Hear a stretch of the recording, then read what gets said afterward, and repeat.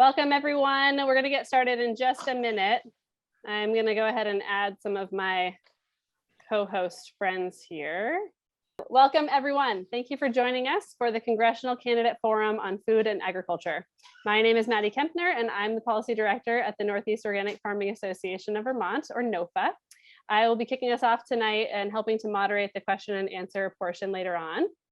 I'm really excited to be here with you all this evening to meet some of Vermont's candidates for the U.S. House of Representatives. Tonight, we'll hear from candidates as they respond to questions submitted by Vermonters, including some of you in attendance, about critically important issues in food and farming. Our questions tonight will address affordable housing, farm bill reform, food security, healthcare, climate change, fair prices, land equity and access, and more.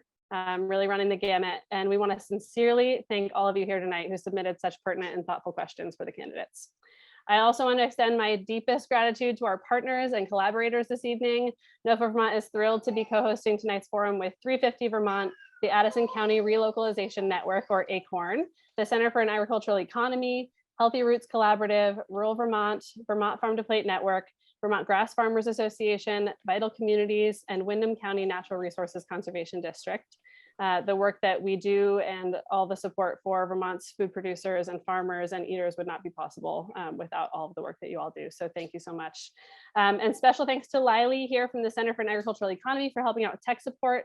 I'm super grateful for that. And if you have any issues during the event, please try to let Lily know in the chat and she will do her best to help.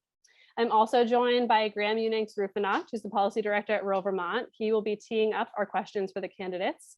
And Lindsay Burke, who's the Executive Director at ACORN, the Addison County Relocalization Network, who will be closing us out later on. So thank you all for your support. And before we jump in, just a little bit of housekeeping. So as I mentioned, this webinar is being recorded. We will send the recording to everyone who registered, as well as out through the co-host organization's email lists.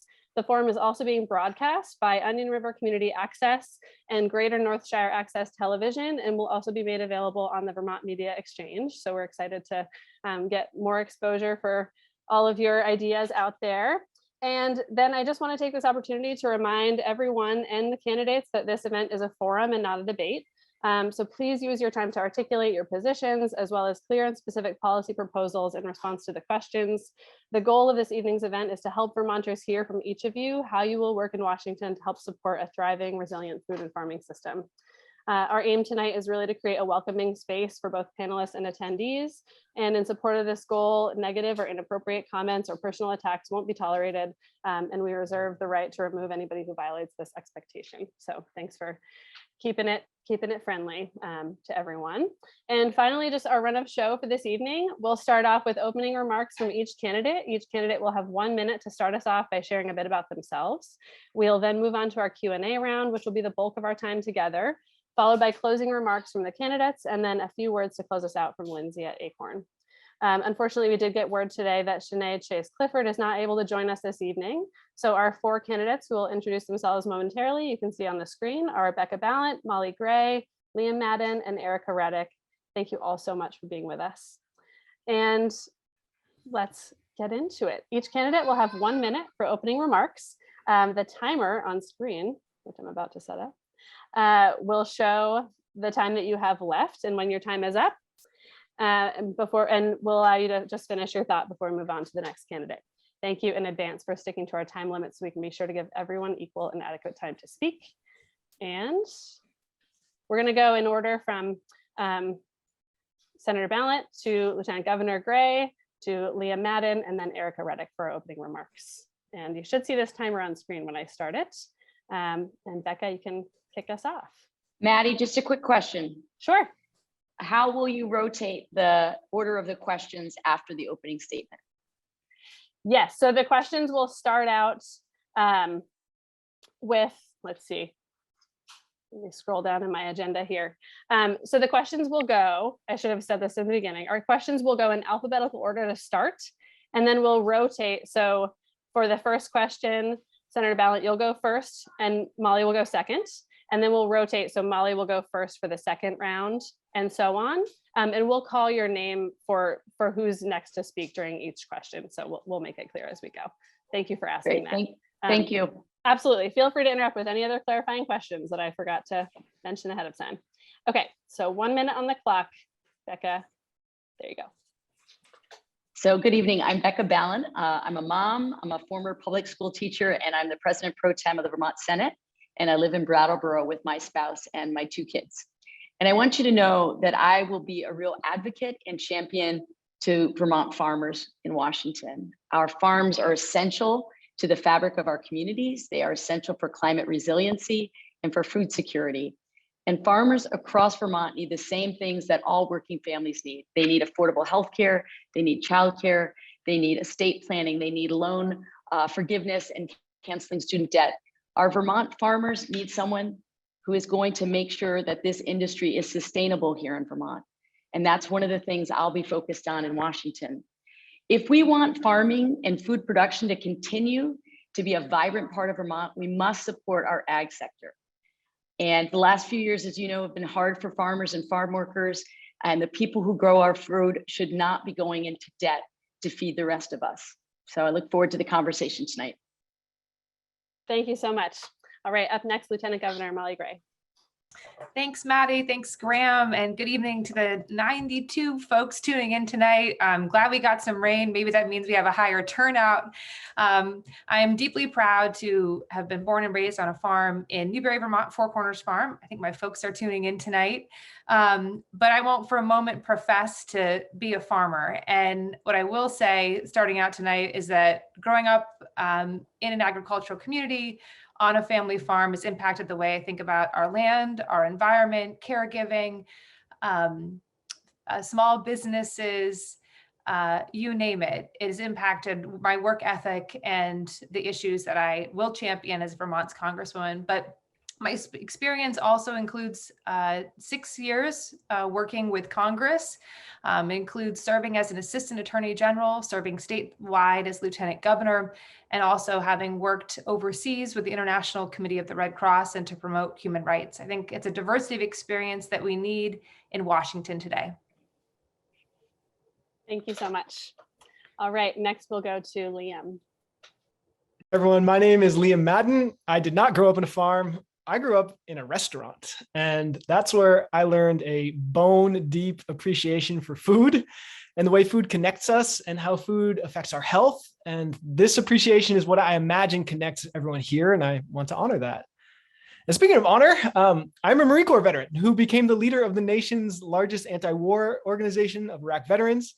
And I also became an entrepreneur who co-won MIT's Solve Award for Sustainability Innovations. So peace and sustainability have been core themes in my life.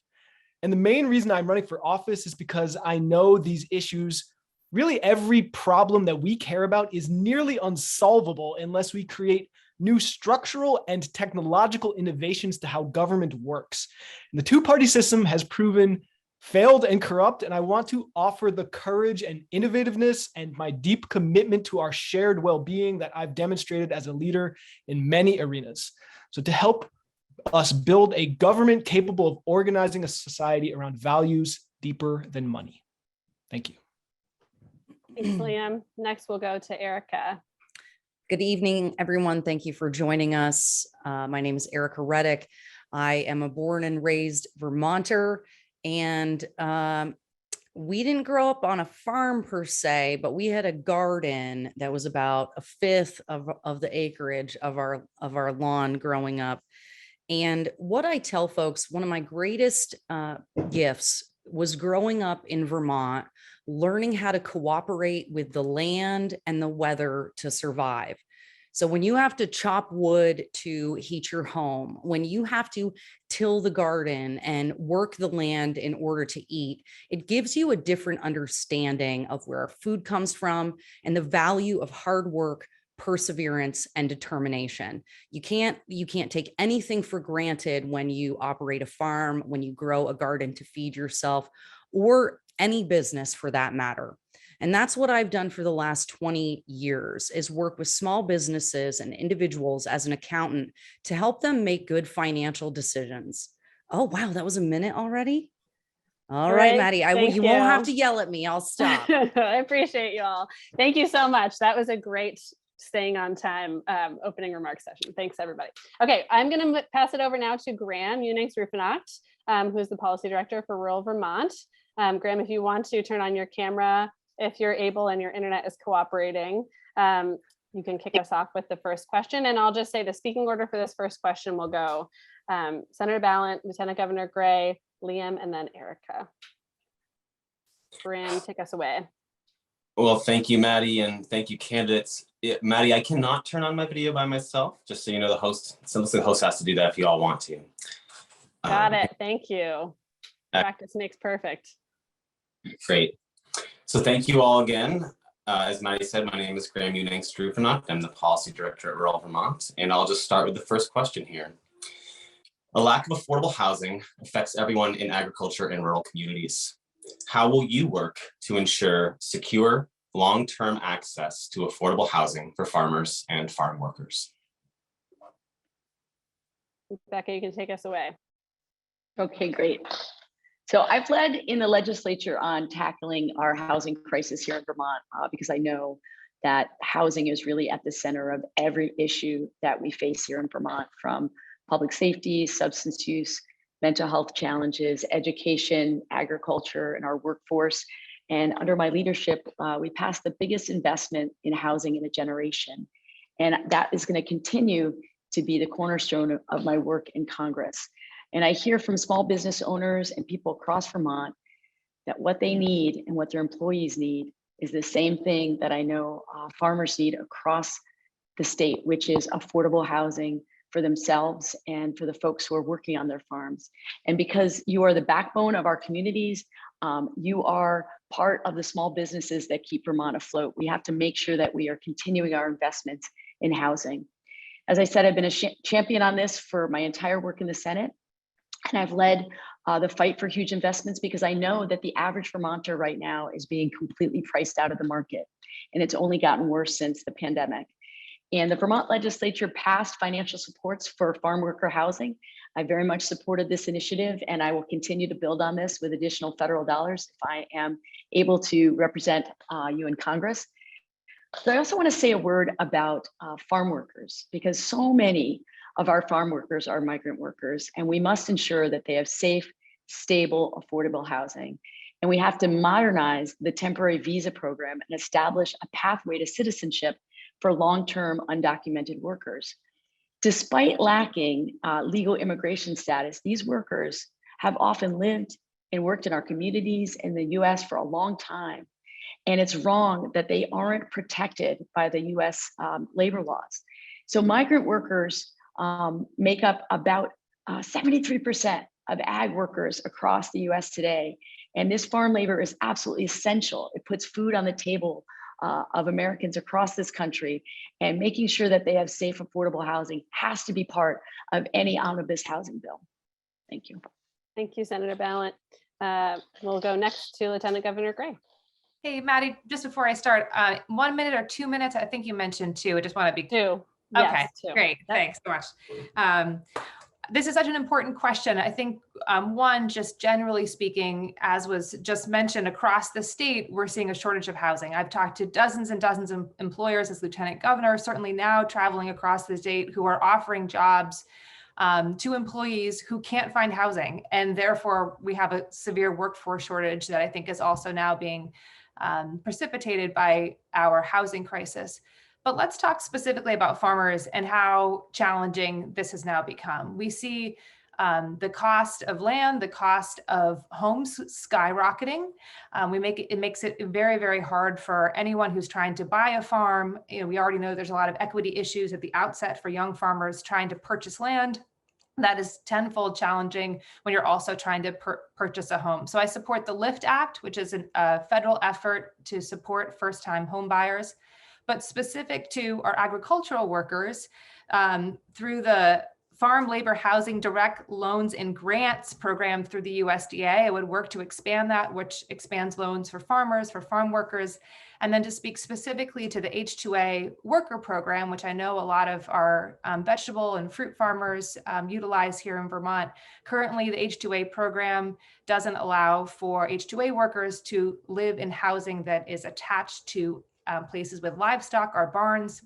And as we know here in Vermont, most homes are attached to barns because that's how they were originally built. So there's a lot of reforms that need to be made at the federal level, and I look forward to championing those and bringing my experience to Washington to make housing more accessible for Vermont's farmers and farm workers. Thanks so much, Lieutenant Governor. I had originally told everyone that they would have a minute and a half for questions, so you did just about nail it on that, but we have a little extra time since we have fewer candidates, so appreciate that. Excellent. So we will go next to Liam Madden with this question. Oh, did we lose Liam? I don't see Liam's video at the moment, so maybe he's having some technical difficulties, and while he works to rejoin us, we will go to Ericka. Wonderful. Thank you, Maddie. So, like most things, many things in Vermont, a big part of the problem that we're seeing when it comes to cost of living, housing shortages, and things like that is a direct result of government intervention. So Act 250 started out as a great idea to protect our lands, to protect our landscape, and to make sure that Vermont stayed beautiful. But the end result has actually been the shutting down of family farms, the inability to build housing, to build apartments, and to build things like that. So we just see over and over again that the government, Vermont and the federal government, get in the way of our ability to be successful. So what I would like to see to make sure that farmers have land and housing, make sure that they know about and have access to the loans from the USDA. I think they're even as low as 1% for farm worker housing. A lot of the Vermont farms could cooperate even and build housing together if they're close by. But most importantly, what I'm hoping to see is just deregulation of land use and the ability for people to do more and take better advantage of what is available. While it is easy to say that we need another government program and we need the government to fix this, every time we add a layer of bureaucracy and we take more money out of the pockets of the American people, it only increases the cost of living and makes things more expensive. And there's no better example of that than what we've seen in Vermont, where we went from having 30,000 Vermont farms to only about 500. We can do better. Thank you. Thank you so much, Ericka. Great. We will go next to Liam. I see that you're back. Are you back with us? Hopefully to stay. The power flashed out and it took a while for my internet to come back on. So excuse me if that happened. Classic Vermont internet. Okay, we'll go to you. Go ahead. So the reason I think everyone can agree why housing is so unaffordable right now is because, well, we need more housing. But why do we need more housing? Well, one of the reasons is, this isn't so much an issue in Vermont, but nationally it is, that big private equity firms like BlackRock are gobbling up all the low income housing and then renting it back to people.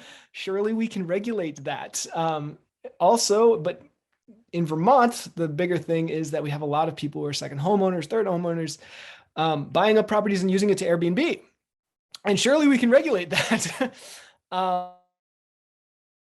Fundamental issue is the market issue of there's not enough housing, and we do need to build more. And I believe that we should have a large civilian service corps that does things like build sustainably designed and community located housing. I think 0% loans for people who work on farms is a great idea, but I would subsidize that even further, like actually helping to pay for people's homes for people who are working in part of democratically run enterprises, especially agricultural enterprises. So that's the way I'm thinking about it. In the short term, we need to probably do something about private equity firms and Airbnbs. In the midterm, we need to be building housing and having a federal jobs guarantee that puts people to work building that housing if they want that work.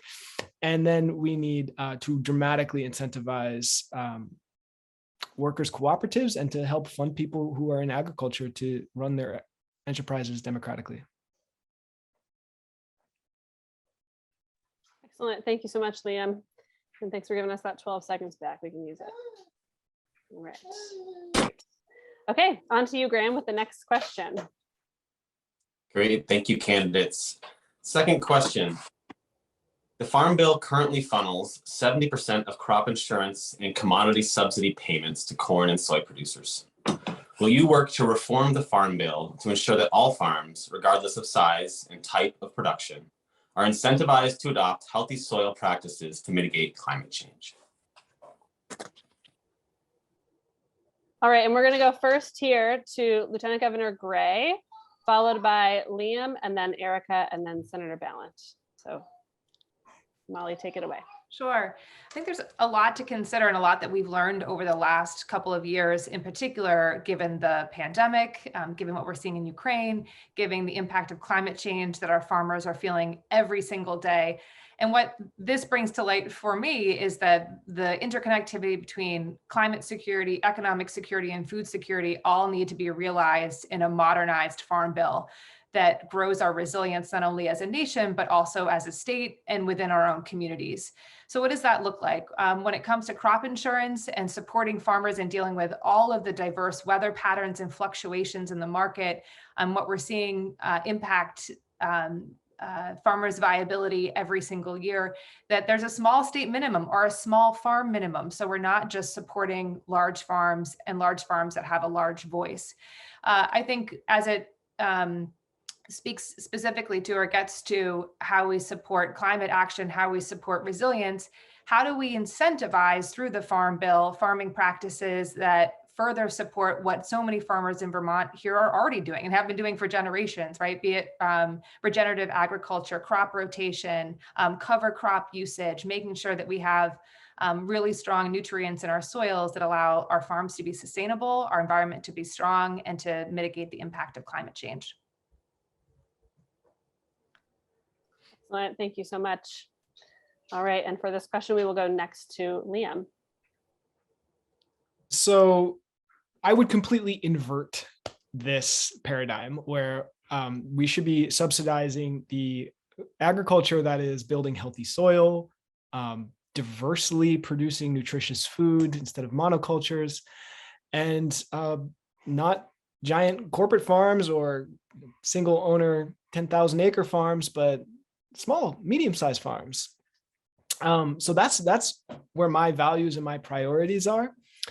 And I think as it relates to Vermont farmers, I agree with Molly. There's so many Vermont farmers that are already doing this kind of pioneering work, and that the transition that we ultimately need to make in a long-term view is towards, instead of investing 14 calories of fossil fuel energy and getting 1 calorie of food back, we need to have food be an energy surplus to us. And in order to do that, we need to minimize how much is actually in agriculture in annual production and start to think about what perennial food systems look like, and systems that require much, much less mechanization and energy.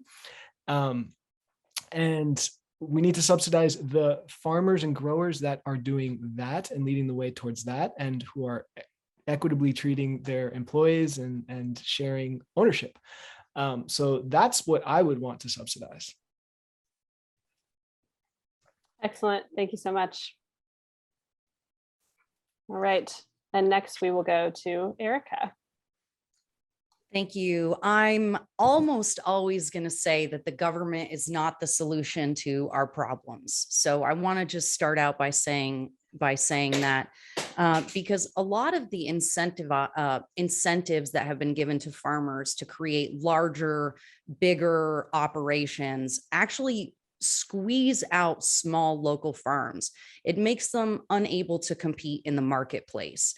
And so small farms, local farming, regional farming to me is the best possible solution to climate change and to all of our food supply and production issues. So when we see, I think it's, I'm going to get the number wrong, but I think it's like we lose 5 inches of topsoil with all of the soybean and corn crops. And what they end up having to do is then pour chemicals and fossil fuels on the land to be able to make it useful again to grow more crops. And so we just see this crazy cycle continue. And so I want to see a restoration of the market to local small farms. I don't feel like there should be any subsidies. Whenever the federal government is picking winners and losers and taking money from some people and giving it to others, you create a really troubling incentive cycle and a dependency on the government, instead of getting out of the way, letting farmers and letting communities make the best possible decisions for themselves and their families. Let's stop forcing them to buy these huge industrial machines. Let's stop, demonizing them for using fertilizers and things like that here in Vermont, so that instead of having to buy food from South America and have it shipped here to Vermont, we need to make sure that we're growing our food locally, sustainably, and responsibly. Great. Thank you so much, Ericka. And I will pass it over to Graham with our next question. Oh, I'm sorry. Excuse me. I will pass it to Becca. Apologies. Take us away, Becca. No problem. So yes, we desperately need to reform the Farm Bill. Without an overhaul of this critical bill, Vermont farms are going to be in danger. As we all know, I think the Farm Bill is structured to benefit big industrial farms, and it's simply not serving our smaller Vermont farms, which is most of our farms. And we need somebody in Congress who can bring the realities of what you all are experiencing to Washington, somebody who will highlight how federal funding is really missing the mark for us, and then work hard to fix it. Because we need a Farm Bill that supports the kind of agriculture that we need most here in Vermont as the climate continues to warm. In its current form, the federal Farm Bill sets up a system by which Americans pay for their food at 3 different times. First, at the checkout at the grocery store, then in the environmental damage and the medical costs because of the toll of industrial agriculture, and then third, as taxpayers who fund subsidies to a very small group of commodities farmers. So instead of this unfair system, we should be providing assistance and supports to small farms here in Vermont, farms that are better equipped to help us deal with the climate crisis. Industrial farms are inextricably linked to more fossil fuel consumption. We should not be providing them with subsidies to continue to do what they do. It's not only critical for Vermont that we overhaul the Farm Bill, it's also better for the environment. So the reality is too that many of the subsidies in the Farm Bill as it exists now aren't even going to rural farmers who are actually working the land. And there are just too many loopholes that are giveaways to people who aren't even working in agriculture. So I will work very hard to make sure that farmers in Vermont get the supports that they need in a new configured Farm Bill. Thank you. Thank you so much. Great. All right. And now we'll go to Graham with the next question. Excellent. Question number 3. Since the start of the pandemic, the number of Vermonters facing food insecurity has dramatically increased. While farmers continue to struggle with markets, lack of slaughter and processing capacity, and inadequate prices for their products. If elected, how will you work to support both the viability of Vermont's farms, as well as access to affordable, nutritious, and adequate food for all Vermonters? Excellent. Thanks so much, Graham. So for this question, we will go first to Liam, then to Ericka, then Becca, then Molly. So Liam, take us away. So I have that rare privilege of that thing you wrote your college thesis about actually coming up. It's not just read by the professor who made you read it or who graded it for you. So I did my college thesis on energy return on investment as it relates to food security. And I learned a lot about how energy and food are inextricably linked. I gave you that stat a little while ago. Every calorie of food requires 14 calories of fossil fuel energy. And as it relates to this question, how do we improve food security? I think we need to bring in energy into this picture. One of the reasons why we're having such dramatic inflation right now, as much as people like to blame it on whoever their favorite boogeyman is, it's because energy is growing more scarce. You guys remember the Beverly Hillbillies? Jed Clampett shot at the ground and oil came out. And now we drill 1,000 feet down and 3,000 feet sideways, and we're getting less energy for all that effort. And so if we don't view food and energy as high priorities for the energy we do have, it needs to be more of a logical allocation instead of a purely market-driven allocation of this precious resource of energy.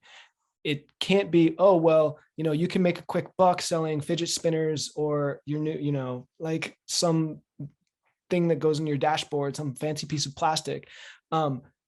Energy needs to be allocated to the agricultural sector if we want to stabilize prices there and make sure that there's not a dog eat dog race to the bottom. We've already talked a little bit about the ways that we can help support. We talked about housing incentives. That's our time. Thank you, Liam. Great. We will, let's see, we're going to go next to Ericka. Thanks so much. Yeah, I love this question, and I'm going to sound a little bit like a broken record tonight, but a big part of the reason that we are struggling here in Vermont is once again the government. So we had some of the most restrictive lockdowns in the country, which created, we already had a mass exodus of the population here in Vermont. So we lose more people here every year than are born or move here. And what happened when the Vermont state government decided that it could choose whether or not your job was essential, whether you being able to take care of your family, feed your family, when the state of Vermont decided whether or not you personally were essential and deserved the right to life, liberty, and the pursuit of happiness, it just made things even worse here. And we see repeatedly that our elected officials in Vermont continue to make decisions that make it more and more and more unaffordable.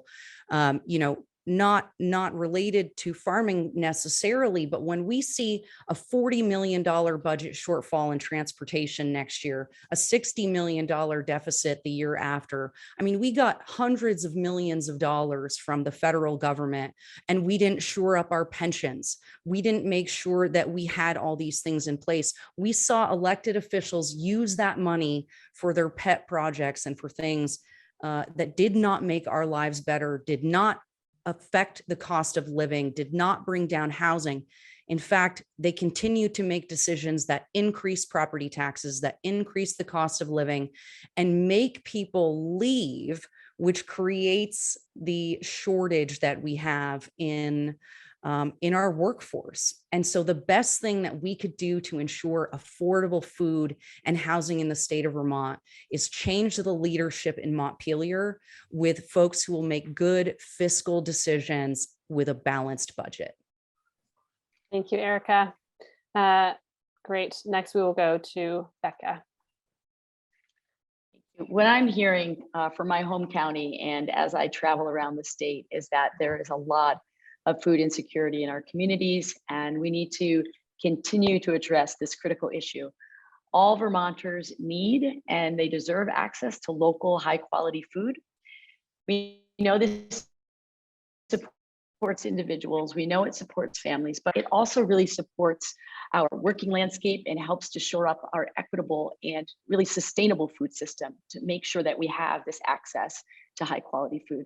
And it's important for Vermont farmers that we expand access to on-farm sales and allow more on-site farm slaughter. We also need to remove bureaucratic obstacles and barriers to slaughter operations and sales. These are things that are possible. I'm very excited about NOFA's farm share program. It's excellent.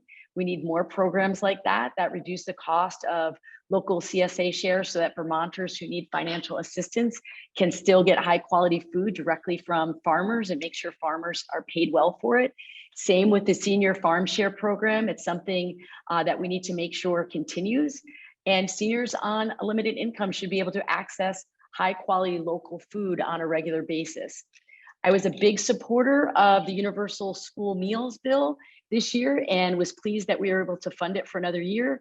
But we need to find a long-term funding solution and support this program as well as programs like Everyone Eats. That's feeding Vermonters and also making sure that farmers and restaurants are being paid well for their work.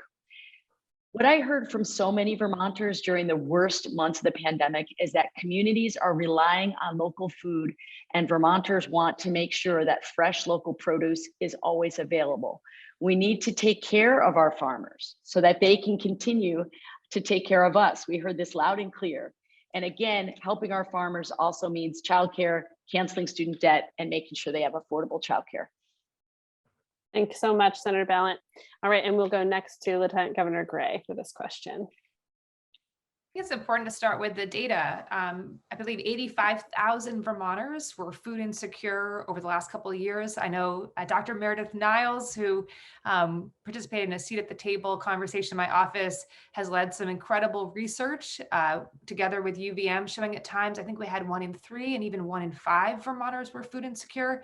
That should give us all pause. And I think this is an important moment to recognize that throughout the pandemic, it was our general stores, it was our farmers markets, it was our CSAs, it was the folks on this call who were able to keep communities fed, getting as much produce from the field to the market and out to families across the state. And if there's anything we've learned, it's that we have to have that resilience, not only because of, as I mentioned earlier, rising fuel prices, but it's part of our obligation to mitigate the impact of climate change. It's part of our adaptation strategy, and certainly is deeply important to our own food security. So what does that look like in Congress? It means building on a lot of the work that Senator Leahy has championed through the farm to table movement here in the state, that NOFA has started, that rural Vermont has obviously continued on, making sure that SNAP benefits are extended to ensure that Vermonters can continue to access local high quality food regardless of income. It means strengthening our farm to table, farm to school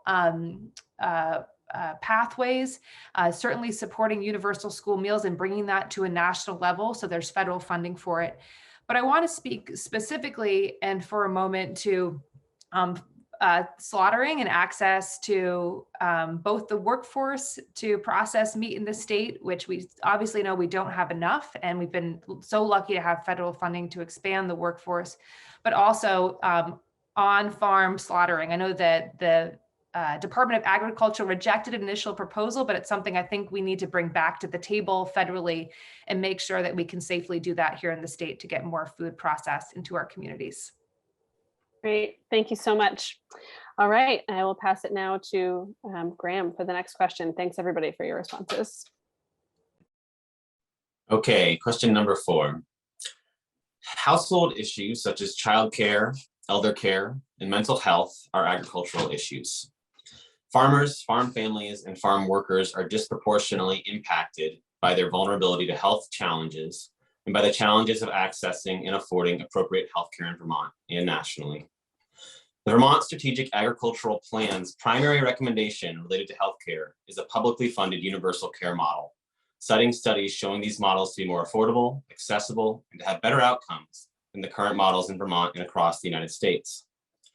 Do you support and will you fight for a publicly funded universal healthcare system in the United States? And how will we get there? How do we strategically address harm reduction through reform as we move towards transformation? Great, thank you so much, Graham. For this question, we're going to go first to Ericka. I'm going to address your question directly and say that I will not work towards a universal healthcare plan. I don't believe that will actually solve the problems that we face when it comes to healthcare. And I'm saying that as a person who lost my affordable health insurance when the Affordable Care Act was passed. And I developed a chronic medical issue that led my family into grave financial difficulty. And even with that experience, I still would not recommend universal health care. I was on state health care for a period of time, and I did not get the care that I needed. It wasn't until I went to a local doctor who could really help me, and I discovered I'm allergic to meat. Did you know that could be an outcome from getting a tick bite? You can get Lyme disease or you can get allergic to meat. I didn't know that was a thing. It's a thing. So what I really want to see is a restoration of the marketplace for our food so that farmers can make an excellent living doing what it is that they love, what they're passionate about, and what they care about. I want to see the federal government, as an example, the state government, stopping picking winners and losers and letting people make good decisions and sell their product and be able to afford things. I want to see the state of Vermont become an affordable place to live again. And we cannot do that if we continue to raise taxes and take the money out of the pockets of working class Vermonters to give to other working class Vermonters. We're running out of money. That's the reality. People are leaving the state and our tax base is shrinking. And so the more expensive it is, the more people leave and the more expensive it is for everything else, including healthcare. Apologies. Thank you, Ericka. We'll go next to Senator Balint, Becca, for this one.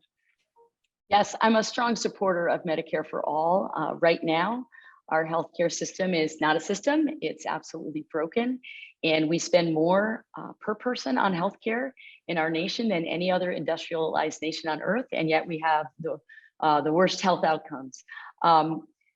Like so many Vermonters, I've lived with this issue at various points in my life when I couldn't afford the prescription medications that I needed, or I had to forego a doctor's visit because I was afraid of the cost to me. This is not a way to have a healthy society. So yes, I think we need a universal publicly funded healthcare model. I believe, and the evidence has shown, that it will reduce costs and it will make sure that nobody gets left behind. And with the savings, we can offer things like dental care and hearing and vision care. And we can provide the mental health and substance use disorder treatment that so many Vermonters need right now. And as you all well know, who are watching this, the farming profession is really different from other jobs. It combines, yes, a sense of independence with the additional risk that comes from running a small business. And you're also impacted by the global food chain and supply chains. And we know that the economic downturns, the climate crisis, COVID-19, other stressors related to natural disasters and inflation, they take a real toll on farmers' mental health. And according to a recent survey conducted by the Farm Bureau Federation, 91% of farmers reported emotional distress due to worries about their financial situation. So our push for Medicare for all needs to include mental health care for all. And I know getting Medicare for all passed is not going to be easy, but this nation is thinking really differently about this issue because of COVID-19. Americans understand we have to decouple insurance from employment. Great, thank you so much. We'll go next to Lieutenant Governor Gray. This question really hits home, and I think, just to put it really clearly, it is absolutely outrageous that those who are working every day to keep communities healthy, to provide food for our communities, oftentimes are going without health care because they simply cannot afford it and are choosing between how to keep a business running, how to feed a family, and how to ensure that they have health care. So do I support Medicare for all? Absolutely. Do I support expanding Medicare immediately if elected to cover dental and vision and hearing? Yes. Do I believe that the federal government should be able right now, and hopefully we'll see this soon, to negotiate prescription drug costs to bring them down to a place where they're affordable and no farmer or family or Vermonter is going without prescription drugs? Absolutely. But I think to speak to the other parts of the question for a moment, farmers also need childcare. My brother has two young kids, and a 2-year-old and I think a 6-week-old now, and trying to navigate caregiving in the middle of the farming season at the height of the season is really, really tough. And we know that's particularly the case in our rural communities. Vermonters pay 25% of their income on childcare. So childcare has to be a priority. It's a priority of mine. Paid family and medical leave. Farmers also get sick. Farmers also have families. Farmers also need to be able to take time to care for loved ones. And I'll share in closing, I was up in Franklin County on Friday, and a farmer told me, he's like, Molly, our entire retirement is in our equipment and in our land. And no farmer should have to choose between selling the farm and retiring with dignity in the state. And that is something we have to figure out at a statewide level, but certainly at a federal level, to ensure that our farmers have the support, dignity, and ability to retire in the state with the support that they need. Great. Thank you so much, Molly. And for the last candidate on this question, we'll go to Liam. Do I support and will I fight for publicly funded universal health care? Yes. And if I was given a choice between Medicare for all and our current extractive sick care system, I would absolutely choose Medicare for all. But I do think Medicare for all leaves a couple of assumptions embedded that we should examine, which namely that we should just continue to pay for whatever the private healthcare system charges just with government money to help people. And I would rather just put clinics, affordable clinics in every community. I don't want people to get the idea that I'm against markets in all cases, but I think the healthcare system is not really functioning as a market where people get to make free, informed choices in a healthy, competitive environment. It's really an extractive, exploitative environment. And I would like to see the existing players compete with affordable government-run clinics. I think how we get there is an important question. Obviously, the main reason I'm running is because I don't believe our system of government is really capable of solving large, complex challenges, and we need fundamental changes. And so that's what we think we need to do to answer the question, well, how do we get there? But we also need to look at what incremental steps can we take in the meantime. I think the passing of the Prescription Price Relief Act to make it so Americans don't pay twice as much as what Canadians pay for prescription drugs, to subsidize people going to medical school so that they can work at caring for economically vulnerable populations, and maybe in a bigger sense, do what Bernie Sanders did around the idea for Medicare for all in the realm of what I'm saying, rebirthing democracy, to actually make it so that we can engage in these large paradigm shifting endeavors by expanding the conversation and helping people realize that we need to be focused on the fact that we have a government that doesn't work. And until we change that, we won't get the results we want in all these issue areas we care about. Great. Thanks so much, Liam. All right, that's all for that question. I'll pass it back to Graham for our next question. Thank you, everybody. Our next question. How do you believe Vermont farmers are impacting and being impacted by the climate crisis? If elected, what will you do to address these impacts? And for this question, we're going to go first to Becca, and I am also going to go back to our original timing of 1.5 minutes per question. I hate to do it, but we're a little behind time. So I think in order to get through everything, that will be helpful. So Becca, take us away. Okay, great. First and foremost, what I have learned from listening to farmers across the state is that many of you on small farms feel like your ideas and opinions are often discounted. As a good friend of mine who farms in Windham County always rightly says to me, it's a really big deal when farmers take time to participate in conversations on climate change and resiliency, because you are busy working to feed people and regenerate the land. So you don't have the time or the bandwidth to organize, and therefore you are often underrepresented in these conversations. And that is not that's not a good thing for all of us who are trying to solve the climate crisis here. And so the other thing that I want to start off by saying is that you all have incredible knowledge and you understand food waste, you understand how that you can make positive change both for your community, but also as Vermont as a whole. And so yes, climate change is an urgent crisis, but it's also a chance for us to build a climate economy that's going to work for and lift up our rural state. So I want a new Green Deal that is specifically designed for farmers. We need to reward farmers for what they are already doing to help fight against climate change, restoring soil health, mitigating water and air pollutants, using practices that enhance the soil's capacity to sequester more carbon. And we need to penalize corporate agribusiness for degrading the soil and stripping its capacity to store carbon, because we all suffer from that. Great, thank you so much. We will go next to Molly. Our farmers are feeling what so many Vermonters are feeling every single day, the impact of climate change on how we heat our homes, our energy bills, whether you're heating with your greenhouse with oil or wood or solar, it's impacting everything that farmers are experiencing, and the cost of production. How much does it cost now to fill up a tractor with diesel? I'm scared to even consider it.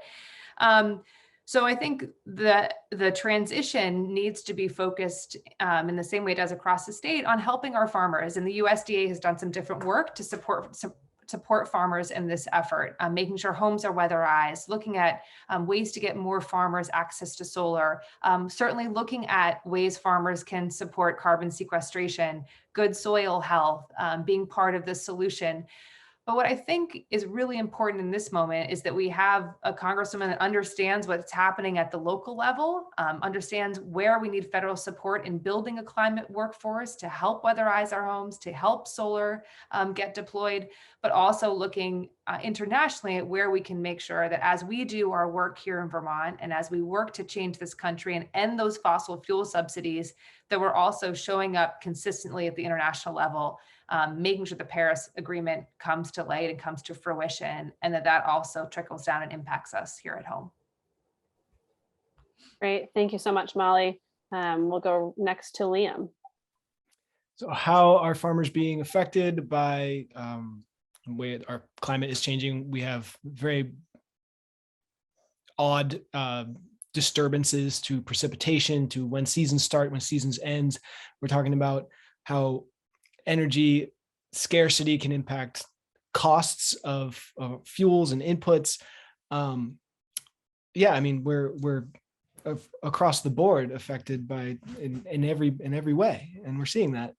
What can we do to address these problems? Well, I should also say that there are also ways that agriculture itself is affecting our sustainability crises by either draining water sources or polluting them with nitrogen. And it can obviously go the opposite way where we increase soil biodiversity. And agriculture is just such a huge lever on our entire relationship with nature. I think what we need is a Manhattan Project for the farming of the future, which is improving soil health and growing more perennial crop systems. And we get there by doing what we've already talked about, subsidizing those practices. But I would be very careful to not just focus purely on carbon as what gets rewarded, sequestering carbon. I believe that there's fundamentally a danger in focusing solely on one metric that really excludes, like you could cut down an entire forest and plant bamboo because it sequesters carbon better than the maples and oaks that were there. And that would just be a mistake. And I would urge caution on that approach. Great, thanks so much, Liam. And we'll go last to Ericka on this question. I love that point that Liam just made. We have to make sure that no matter what choices we make when addressing climate change, that the choices we make are not worse than what we're replacing them with. So solar to replace fossil fuels, well, we're just offshoring our pollution. Now we're using slave labor to mine the minerals. And I'm not for slavery of children in Africa personally. So we want to make sure that whatever choices we make are actually better, actually produce a better outcome. One thing that I found really exciting, Procter Gas is actually starting to sell renewable propane. So this is actually gas created from methane, from agricultural endeavors, from food production and other things to make gas that we can use to heat our homes and even drive cars. So let's look for opportunities to take what would otherwise be waste and turn it into a usable fuel. Those are the kind of solutions that we need to be looking for. And ultimately, we've said it 1,000 times, I think, between all of us tonight, is smaller farms are the answer. So the smaller farms, the more crops that we grow, the more carbon is sequestered, the less chemicals are used, the less soil erosion. It's just better. And without farmers, we don't have food. So we need to make sure we take care. Great. Thank you so much, Ericka. And thanks, everyone. All right, we'll go back to Graham for our next question.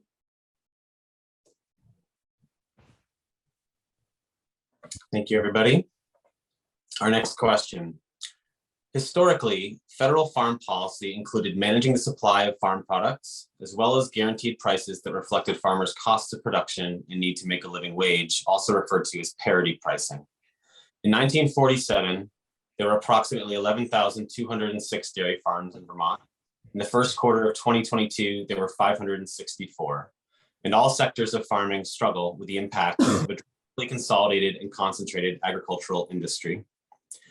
How would the candidates reform the national milk pricing system and other federal price policy to ensure that farmers and their employees can earn a livable wage?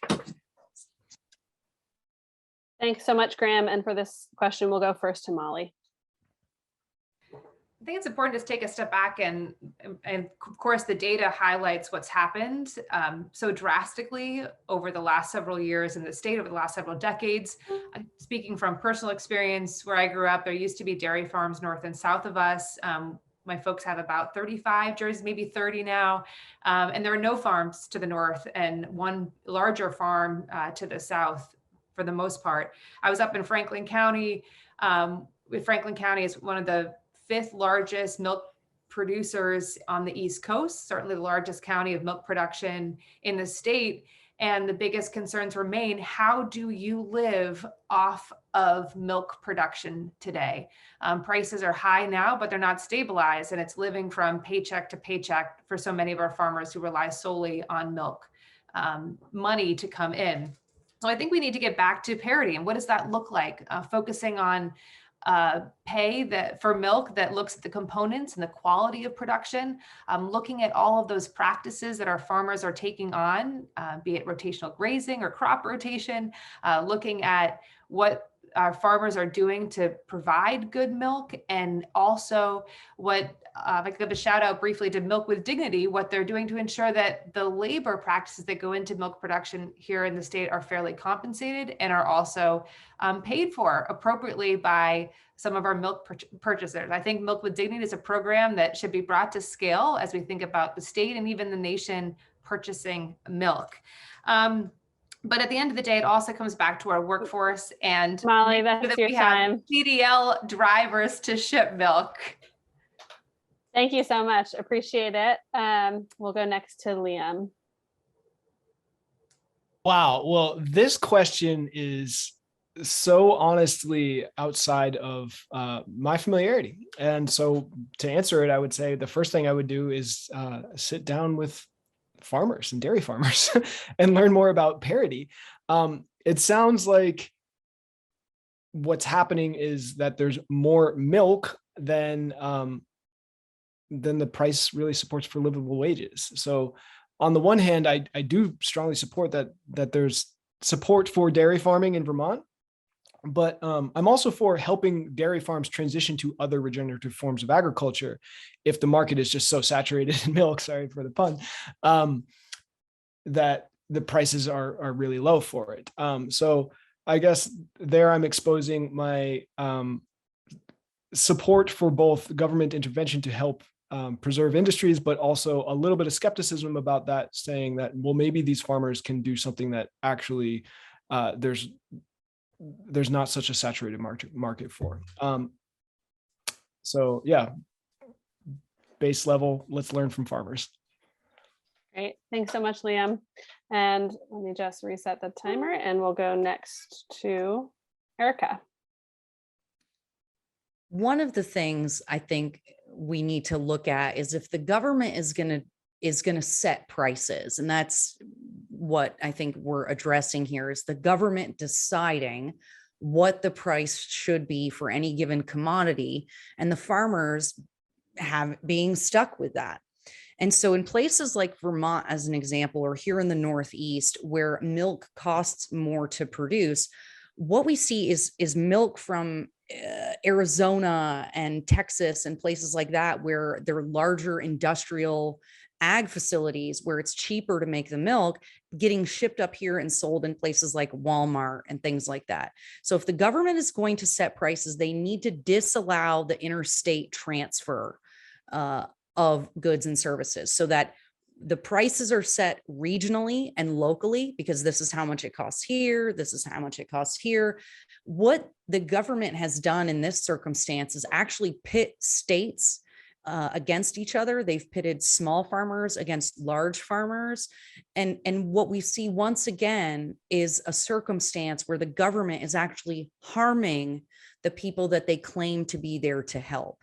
And so we need to see real solutions to these problems. And it's not more government, it's not more laws, it's correcting the problems that are currently on the books now. Great. Thanks so much, Ericka. And for this question, we'll go last to Becca. So the milk pricing system is just not working. As Leon Course at the Course Farm Dairy says, there are 3 people who understand milk pricing. 2 of them are dead and the 3rd can't remember. So the system just doesn't reflect the current realities that dairy farms are facing now. And the system needs to provide for any scale and any type of dairy, whether you're organic or conventional, small or large. There needs to be a rubric that accounts for the cost of production in the region that you're in. Dairies also need growth management plans, and they need support for transitioning for grazing, and also they need support for processing infrastructure. So there are concrete things that we can do to help on this front. If I were in Congress, I would definitely support the Milk from Family Dairies Act and the Agricultural Resilience Act to help make progress on this front. And I also need to say that it's really important that having our farms be more sustainable is a great idea, but it's unreasonable to ask farmers to change their practices and update systems without any support or funding. Congress should absolutely be subsidizing climate resiliency measures for farms and incentivizing farms to make transitions to more sustainable practices. But to say that they need to do that on top of all the other challenges and just not be realistic, it's just not realistic without meaningful financial investments and technical assistance to help them do that. Thank you so much, Becca. All right, and I'll pass it back to Graham. We have 2 questions to go. Thank you, everybody. Our next question. According to the 2017 National Agricultural Census, only 2.3% of food producers in Vermont identify as Black, Indigenous, or people of color, also known as BIPOC, compared to the 6% of producers across New England who identify as BIPOC and the 4.87% nationally. This is the deliberate result of an ongoing legacy of policies, laws, and violence that have dispossessed Black, Indigenous, and other folks of color of land, while the contributions of these communities to agriculture have gone uncompensated and unacknowledged. Though BIPOC communities are disproportionately affected by the lack of access to land, long-term, affordable, secure access to land is a primary barrier for the vast majority of the next generation of farmers. How will you work to expand equitable land access for the next generation of farmers and communities who have historically been dispossessed of land and wealth? Thank you, Graham. For this question, we'll go first to Liam. Well, Cory Booker has worked on a law called the Justice for Black Farmers Act. I think that's a good start. Although I would prefer to deal with this by simply just passing reparations. I think there's a debt owed to the descendants of enslaved people, and there's a I don't know, call it what you want, a spiritual, a historical, a psychological trauma that we need to acknowledge with some form of substantive action. And I would like to see that addressed with reparations, and that would help with this issue significantly. Also, what I have suggested previously about the farmers that are democratically run or employee-owned businesses getting deep subsidization from the federal government would also help with this issue a lot. One more thing that I think is bound up in this entire conversation is how we treat the conversation about race and education. These are all intimately bound to an economy that is not built around human well-being, and it's built for quarterly profits. So if we don't disentangle these issues, we'll be heading in circles constantly. Thanks so much, Liam. All right, and we'll go next to Ericka. As a woman in a interracial marriage who comes from a multiracial family, half my cousins are Mexican, my husband is Black, issues that affect non-white Americans is deeply important to me to address. But I think what I don't want to see is that we start looking for opportunities to discriminate now. Current day discrimination does not solve previous discrimination. And I think when we're talking about Vermont and the circumstances that we're in here, we've, as a culture, severely demeaned manual labor, farming, working with our hands. And so when we demean that kind of work and we say that it's not valuable, and then we're going to say, but we should be encouraging people of color to go into those fields, it's strange to me. And it is a reason why we have so many less farmers of all colors, regardless of race. And so I think one of the first things that we need to do is make sure that we are building up and honoring the work of those who feed us, who build our homes, and who take care of us. And in the whitest state in the union, Black people actually are more likely to have a college education than white people. And so we just want to make sure that we're looking at things through a clear lens. Thank you so much, Ericka. And we'll go next to Becca. So the legacy of systemic racism touches all aspects of our economy, including agriculture and, of course, land ownership as well. And we'll have to move several different levers to close the racial wealth gap in this nation in order to expand equitable access to land for those communities who have lost land and wealth due to literally hundreds of years of discrimination and systemic racism. First of all, one thing that we can do that's pretty straightforward is we can cancel student debt.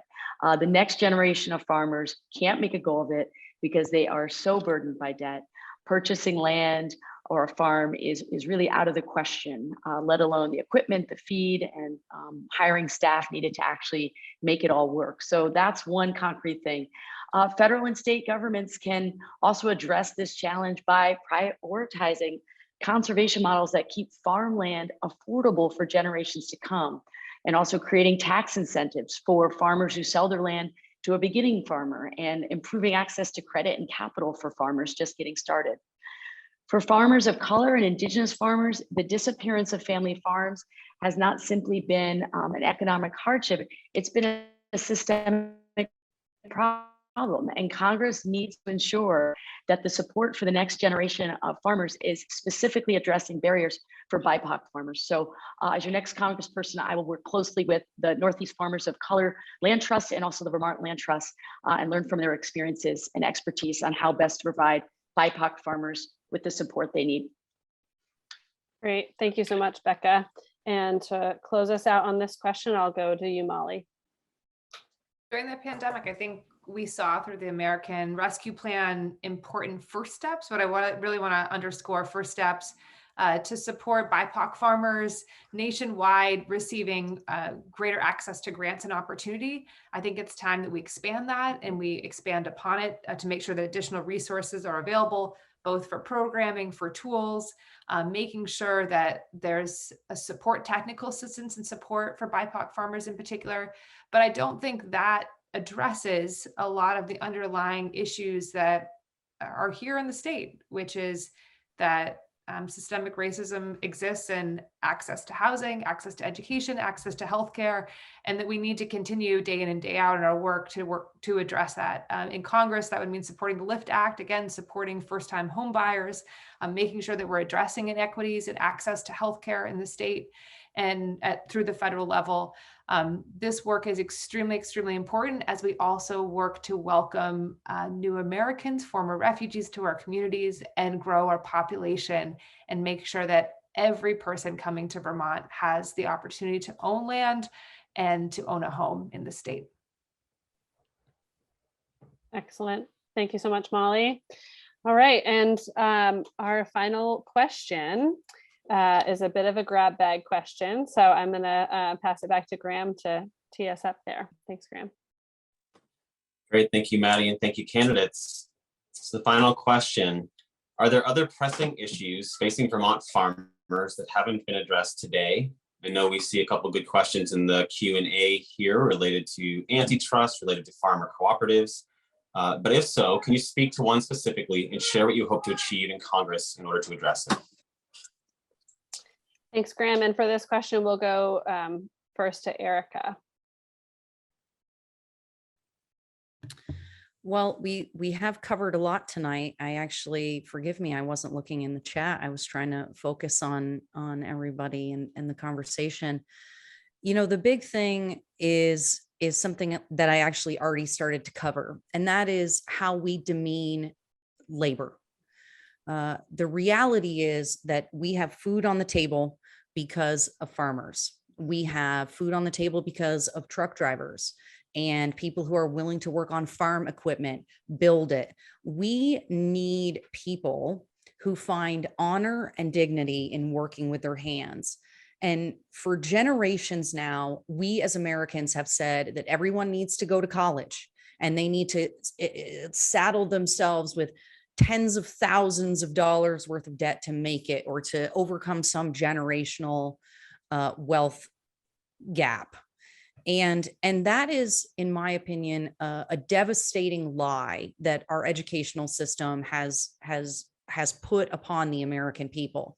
And instead of people being able to be entrepreneurs and farmers and plumbers and doctors, or plumbers and electricians, what we've done is we've said, you know what, there's no value in that. And if you do that, we're not going to value you. You need a college education.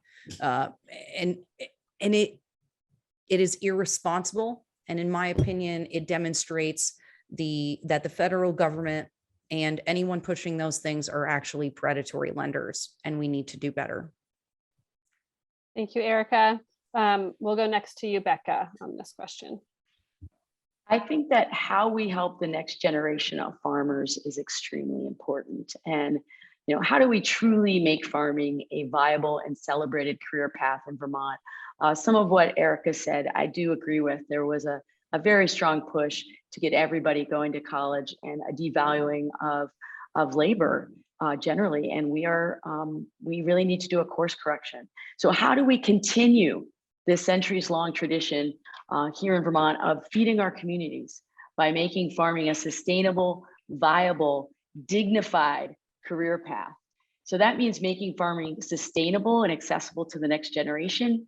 A lot of the same things I was talking about earlier, but it's critically important. We're talking about healthcare, childcare, canceling student loan debt. They're all critically important. Offering business planning for young farmers. Young farmers right now are so burdened by debt that buying a farm is just not possible for most folks. And even if they have access to land, making it pencil out is incredibly difficult. They need childcare, they need healthcare, and they need to feel like they're not out there on their own. And I know from talking with the young farmers in my county, many of them feel that way. So, you know, I know I'm running out of time here. I guess I would just say, look, I'm not a farmer. I'm not even a decent gardener, but I'm a teacher and I'm a deep listener. And I know that I have the skills to do the work that is required to make sure this is viable into the future here in Vermont. So much, Becca. All right, we'll go next to you, Molly. I wanted to, I guess, answer this closing question by addressing two topics that have come up again and again, and two that are deeply important to me, having grown up in rural Orange County. One is workforce development, and I agree with much of what Ericka said. I went to Oxbow High School, where we had the Riverbend Career and Technical Center, and going to Riverbend was what you would do if you couldn't make it in the classroom, when in fact, in this moment, we need to support our next generation in getting all the skills to be great farmers and diesel mechanics and electricians and plumbers and all of the jobs, teachers, nurses, you name it, to be leaders in our communities. And I've put forward a federal workforce agenda. It'll be one of my top priorities if elected. I hope to be on the Education and Labor Committee.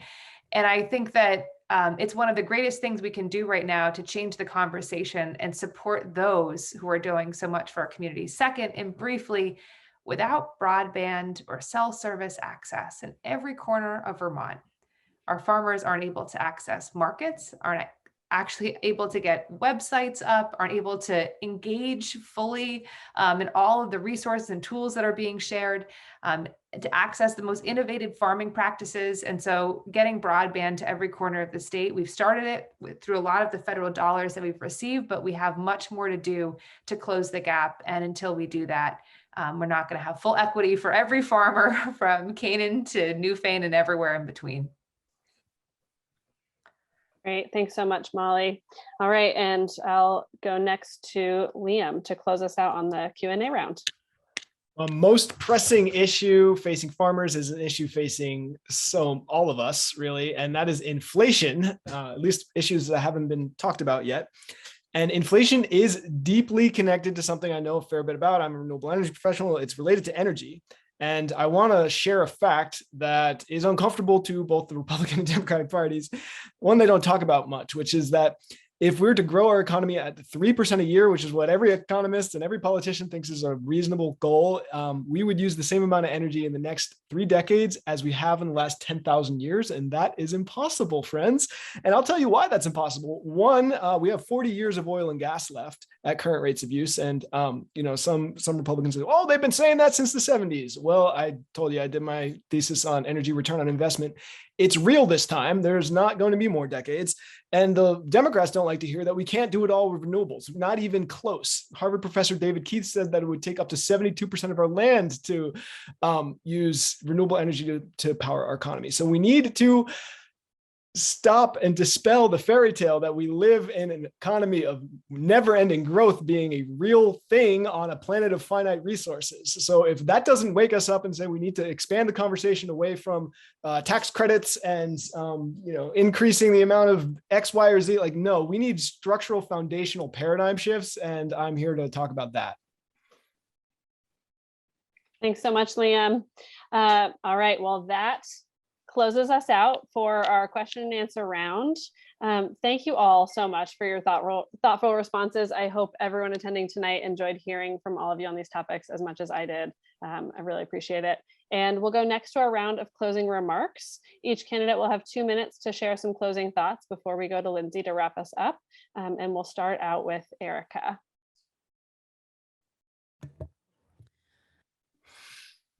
I would like to just make sure that Vermonters and Americans understand that the high prices that we're seeing, that the inflation that we're seeing, the workforce shortages are all a direct result of our current administration and our current legislative officials. So whether it's those elected to the state house in Vermont, whether it's the Biden administration or Congress, the decisions that are being made right now are making things more expensive and harder to do your job. It's making it harder for you to be a farmer.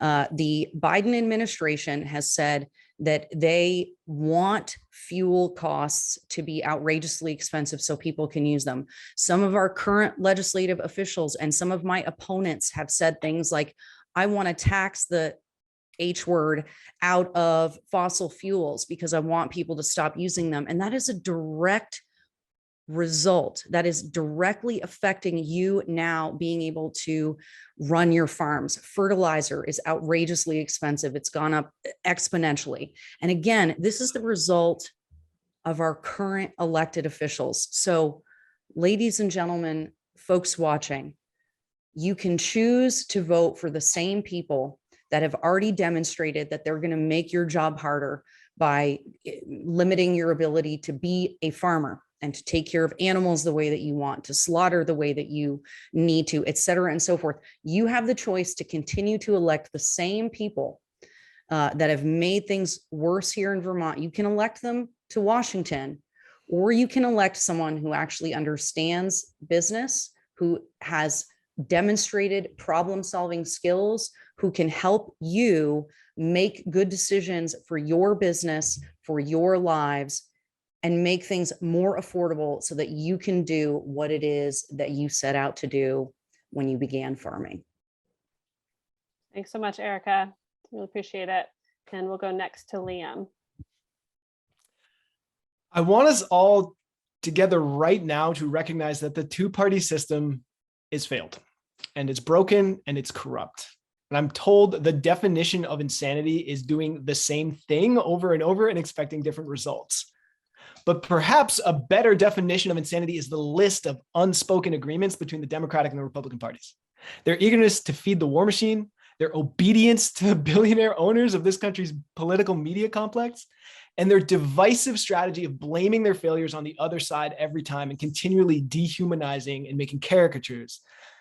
My mission is to help us realize we don't need to go along with that insanity. In fact, it is our moral duty to recognize that we need a fundamental restructuring of our economy, and our current political system will never deliver that. And we need that restructuring if for no other reason than because we are heading towards what I call an energy cliff. And to undertake a task this enormous and scary, we need vastly improved tools for solving collective problems. Something this system built when information traveled at the speed of horseback could never do. So please, brothers and sisters, hear me. Will sending another person loyal to a party agenda be sufficient to the scale of the challenge that I'm talking about? Will changing the players and changing the players and changing the players be the strategy we take until we have careened off that cliff? Or do you know in your heart that we must change the rules of the game? So please hear me, brothers and sisters. We can do better, and it requires that we, the people, take the power and the responsibility that must go along with that power to not just tinker with child tax credits. We need to rebirth the democracy, the society, the stories that are holding us together. And in the same breath, we must endeavor with every fiber of our beings to develop the wisdom and the love that ensures we don't destroy ourselves with that power. And that is what I will help us achieve as Vermont's representative in Congress. Thank you. Great. Thanks so much, Liam. And we'll go next to Molly. Thank you, Maddie. Thank you, Graham. And again, thank you to everyone for taking some time this evening to tune in. It's been a real pleasure to talk about issues that are near and dear to my heart. And as I said when I opened tonight, I won't profess to still be a farmer today, but I feel deeply proud to have been born and raised on a farm here in Vermont, a real working farm that my folks and my brothers and family still operate today. And it does impact the way I think about just about everything. What I believe this moment needs is a real diversity of experience to face and address the diversity of challenges that are in front of us, from our climate crisis to a raging war in Ukraine that continues, to inflationary costs, to all that we're seeing every single day, gun violence across this country, fundamental rights being stripped away. And what makes me a little bit different, and my path is different, is that I spent nearly a half decade working in Congress for Congressman Welch, also worked previously for Senator Leahy, also with the International Committee of the Red Cross. I do have a law degree, and my dad was the first to say we don't need more lawyers, but I think in this moment, it is a time where we need someone who has a legal background and experience, not only working as a federal law clerk, but as an assistant attorney general, and who's going to help us protect and uphold the Constitution and make sure that our fundamental rights are codified as we counteract this Supreme Court. I've also worked overseas, both with the ICRC and to help promote human rights. And at a time where foreign policy is going to be ahead of us day in and day out, that experience is deeply important. And finally, and in closing, as I said, I believe I'm the only candidate in the States who grew up on a farm and will carry that with me day in and day out as I work towards Congress and make sure that I'm delivering for you every single day. Thanks so much, Molly. And for our last closing remark, I will go next to Becca. Thank you. Thank you all for being here tonight and tuning in. I think this has been a really important conversation. So I am a mom, I am a longtime legislator, and I am a middle school teacher. And I mention middle school teacher because in order to teach middle school, you have to believe in the possibility of change. And I've taught middle school in 4 different rural public schools here in Vermont. And through that experience, I got to understand those communities and those families and what their struggles with. And I tried to make in my classroom supportive environments for all of those kids from all walks of life. And so I dedicated my life in service in the Vermont legislature to supporting those working families, passing minimum wage increases, making sure they had paid sick days, making sure that we had expanded childcare supports and broadband. And that is the same kind of work that I want to do in Congress, representing all of you, is going there to deliver for working families. I'm the only legislator on this Zoom stage who has worked on behalf of Vermonters and actually passed legislation that has directly, positively impacted Vermonters. The other thing I want to say is what drives me in this moment is a deep fear about the health of the democracy. And I feel that we are on the verge of losing the republic. That's what drives me in this moment. My grandfather was killed in the Holocaust, and I was taught at a very early age that democracies do not fail overnight. They fail little by little as our rights are stripped away, as norms are overturned, the press is attacked. We are at a similar moment right now. And I think this moment requires somebody who has experience and grit and determination and is very, very focused on the working families back home. I have shown that in my work here in the legislature, and I will show that in Congress. Thank you so much for pulling this together.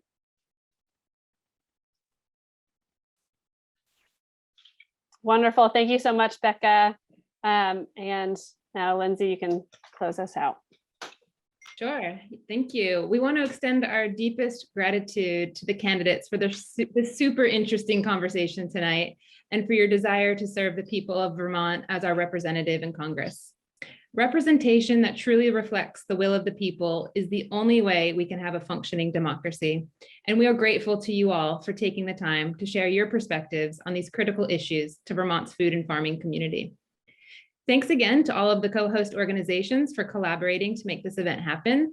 Again, they are 350 Vermont, the Addison County Relocalization Network, or ACORN, the Center for an Agricultural Economy, CAE, Healthy Roots Collaborative, NOFA Vermont, Rural Vermont, Vermont Farm to Plate Network, Vermont Grass Farmers Association, VGFA, Vital Communities, and Windham County Natural Resources Conservation District.